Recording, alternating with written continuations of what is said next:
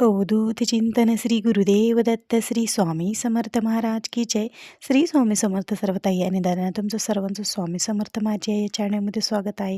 आजचा दिवस स्वामी महाराजांच्या कृपेने तुमचा सुखाचा आणि आनंदाचा जाऊ हीच स्वामीच्यांनी प्रार्थना करून आजच्या नवीन व्हिडिओला नवीन सेवेला सुरुवात करूया. तर बघा, आजचा आपला हा व्हिडिओ खूप खास आहे, कारण आज या व्हिडिओमार्फतच मी तुम्हाला वैभव लक्ष्मीचं व्रत आणि त्याचं महत्त्व मी तुमच्याशी शेअर करणार आहे. बघा, हे व्रत खूप म्हणजे खूप छान असं हे व्रत आहे.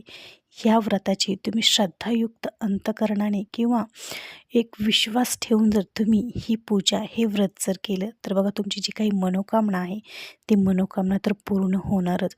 जी काही तुमच्यावर वाईट परिस्थिती आलेली आहे तर त्या परिस्थितीचा सामना करण्याची, त्याच्यावर मात करण्याची ताकदही तुम्हाला या माता लक्ष्मीच्या कृपेने येणार आहे. आणि बघा, जो कोणी हे व्रत श्रद्धायुक्त अंतकरणाने करतो तर त्याचे या जे काही संकट आहेत त्या संकटातून तर मार्ग मिळतो, पण माता लक्ष्मीची कृपा ही सदैव त्यांच्यावर राहते, त्यांच्या घरावर राहते आणि कोणतंही विघ्न त्या घराला स्पर्श करून जाऊ शकत नाही. खूप म्हणजे खूप हे वैभव लक्ष्मी व्रताची कथा आहे. बघा, आता बऱ्याच वेळेस काय होतं, आता प्रत्येक माणसाचं जीवन म्हणलं की दुःख सुख हे कालचक्र चालूच असतं. सुख झाले की दुःख, दुःख झाले की सुख, हे ज्या कालचक्राचा फेरा आहे तो सतत फिरत असतो. मग एक प्रत्येकाला सुखच मिळतं असं नाही. कोणाला सुख मिळालं तर त्यांना नंतर दुःख मिळतं, दुःख मिळालं तर नंतर सुख मिळतं असं. तर बघा, मग याच्यातून आपण थोडंसुद्धा म्हणजे डगमगायचं नाही, एकदम स्थिरपणे उभं राहायचं की हां, माझ्यासोबत कोणीतरी आहे. ज्याप्रमाणे स्वामी महाराज आपल्या पाठीशी असतात, भिवू नको, मी तुझ्या पाठीशी आहे, असं स्वामी महाराजांचं वाक्य ज्यावेळेस आपल्याला आठवतं, ज्यावेळेस आपल्याला समोर येतं, तेव्हा बघा एक वेगळीच जीवनाला उभारी मिळते. जीवन जगण्यासाठी एक वेगळीच दिशा आपल्याला मिळते. तर त्याचप्रमाणे माता वैभव लक्ष्मीचं व्रत हे खूप म्हणजे खूप छान असं हे व्रत आहे. बघा, तुमच्या जीवनात समजा संतान प्राप्तीसाठी असो किंवा तुमची काहीतरी इच्छापूर्ती होण्यासाठी असो किंवा घरातील ज्या काही कटकटी वादविवाद असो त्याच्यासाठी असो, किंवा तुमची काहीतरी खूप मोठी इच्छा आहे आणि ती इच्छा पूर्ण व्हावी असं जर तुम्हाला वाटत असेल तर आवर्जून तुम्ही ह्या वैभव लक्ष्मीचं व्रत नक्की करा. बघा, खूप असं हे छान व्रत आहे आणि ह्या व्रताला सुरुवात करायच्या आधीच काय, म्हणजे ज्यावेळेस आपण सुरुवात करायची असं म्हणतो त्यावेळेस एक वेगळाच उत्साह, आनंद आपल्यामध्ये निर्माण होतो. आणि ज्यावेळेस ही पूजा तुमच्या स्वतःच्या हातून होते, तुमच्या घरामध्ये ही पूजा होते, तर घरामधलं वातावरण हे एकदम आनंदी प्रसन्नमय वातावरण होतं. धूप दीपाचा वास सर्व घरामध्ये दरवळतो आणि माता लक्ष्मीचं आगमन आपल्या घरामध्ये होतं. आणि ते झालेलं आगमन माता लक्ष्मी आपल्या घरामध्ये स्थिर राहावी यासाठी तुम्ही माता लक्ष्मीची सेवा ही आवर्जूनच करा. बघा, तुम्ही वैभव लक्ष्मीच्या या व्रताची सुरुवात मार्गशीर्ष महिन्यातल्या शुक्रवारपासून केव्हाही करू शकतात. मार्गशीर्ष महिन्यात आता जे शुक्रवार आपण आहेत तर या शुक्रवारपासून तुम्ही ह्या सेवेला सुरुवात करू शकतात. श्रावण महिन्यामध्ये, मार्गशीर्ष महिन्यामध्ये तुम्ही हे वैभव लक्ष्मीचं व्रत करू शकतात. मग तुम्ही हे 11 शुक्रवारचं व्रत किंवा 21 शुक्रवारचं व्रत करू शकतात. तुम्हाला जर जमलं तर तुम्ही 11 करा किंवा 21चं करा. खूप छान हे व्रत आहे. तर अशा प्रकारे तुम्हाला हे व्रत करायचं आहे. बघा, अशा प्रकारे सर्व काही मांडणी मांडायचे.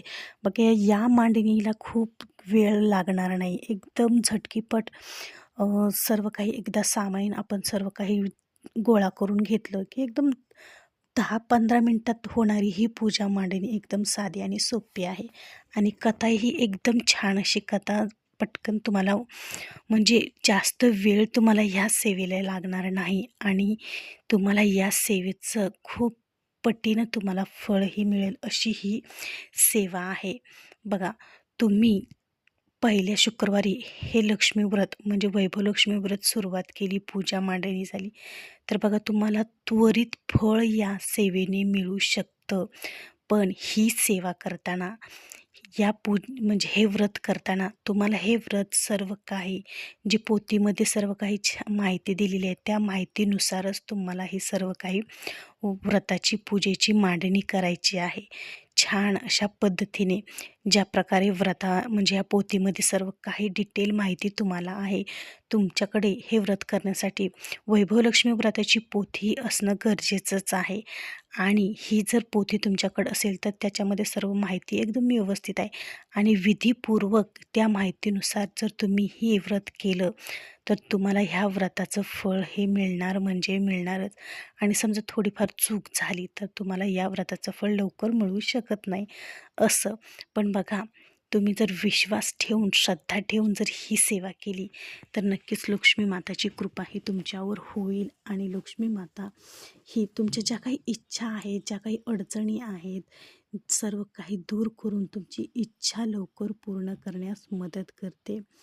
फक्त तुमचा विश्वास तुमच्या स्वतःवर आणि तुमच्या देवावर असला पाहिजे की मी ही सेवा तर मनोभावे करत आहे, पण माझी ही सेवा पूर्णपणे माता लक्ष्मीपर्यंत पोहोचणार हा विश्वास तुम्ही नक्की ठेवा. आणि बघा, या सेवेचं फळ तुम्हाला किती छान असं मिळतं. आपण तुम्ही म्हणजे तुम्ही विचारसुद्धा करणार नाहीत इतकी ही सेवा खूप म्हणजे खूप छान अशी ही सेवा आहे. तर बघा, मी सुद्धा ही वैभवलक्ष्मीचं व्रत पहिल्यांदाच केलेलं आहे. एकदम साधी आणि सोपी पूजा मांडणी करून ही पूजा मी केलेली आहे. मग काही चुकलं वापलं असेल तर माता लक्ष्मी मान्य करून घ्यावी हीच माताचरणी प्रार्थना करून आजची ही पूजा मी केलेली आहे. तर तुम्हाला आजची पूजा कशी वाटली नक्की कमेंटमध्ये सांगा. तर बघा, अशा प्रकारे तुम्हाला छान अशी पूजा करायची आहे. तर मी मार्गशीर्षमधल्या पहिल्या शुक्रवारीच पूजेला सुरुवात केलेली आहे आणि छान असे माझे 3 शुक्रवार पण झालेले आहेत. तर बघा, ह्या पूजेची मांडणी तुम्हाला सायंकाळी दिवे लागण्याच्या टायमिंगलाच करायची आहे. म्हणजे ज्यावेळेस माता लक्ष्मीचं आगमन आपल्या घरामध्ये होतं 6, 6:30, 7च्या दरम्यान तुम्हाला ही पूजा मांडणी होऊन पोथी वाचून आरती व्हायला पाहिजे. या टायमिंगमध्ये तुम्हाला ही पूजा करायची आहे.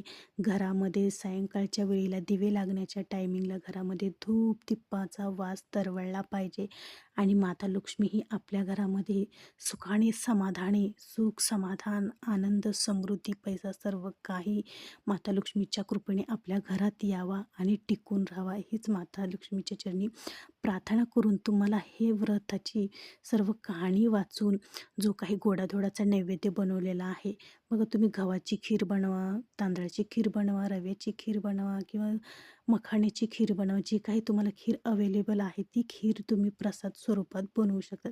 किंवा यापैकी तुम्हाला जर काही बनवणं झालं नाही तर तुम्ही गूळ खोबऱ्याचा नैवेद्य, दूध साखरेचा नैवेद्य किंवा साखरसुद्धा ठेवू शकतात. अशा प्रकारे तुम्हाला संध्याकाळची ही पूजा करायची आहे. जो काही तुम्ही स्वयंपाक बनवलेला आहे तो नैवेद्यात स्वरूपात तुम्हाला महालक्ष्मी माताला म्हणजेच वैभवलक्ष्मी माताला तुम्हाला दाखवायचा आहे. घरातील सर्वांनी तो ग्रहण करायचा आहे. बघा, असं नाही की तुम्ही हेच बनवा तेच बनवा. तुमच्या यथाशक्तीनुसार यथाभक्तीनुसार तुम्ही काहीही बनवू शकतात घरामध्ये. तर एकदम साधी आणि सोपी आणि लवकरात लवकर कमी वेळामध्ये होणारी ही पूजा आहे. तर आवर्जून सर्व ताईंनी वैभवलक्ष्मीचं व्रत आयुष्यात एकदा तरी आवर्जून करा. बघा, तुम्ही एकदा कराल तर तुम्हाला हे प्रत्येक महिन्याला करण्याची इच्छा म्हणजे एकदा झालं की तुम्हाला दुसऱ्या वेळेस कधी लवकर करेल अशी इच्छा निर्माण होईल. इतकं हे प्रभावी आणि चमत्कारी हे लक्ष्मी माता वैभव लक्ष्मी माताचं हे व्रत आहे. तर आवर्जून सर्व ताईंनी या मार्गशीर्ष महिन्यातून किंवा श्रावण महिन्यामध्ये आवर्जून वैभवलक्ष्मी व्रताला सुरुवात करा आणि बघा माता लक्ष्मीचा वैभव लक्ष्मीचा चमत्कार काय होतो. तर चला, तर मग आजचा व्हिडिओ असा होता. आवडला असेल तर एक लाईक नक्की जरूर करा. कमेंटमध्ये श्री स्वामी समर्थ म्हणायला लिहायला विसरू नका.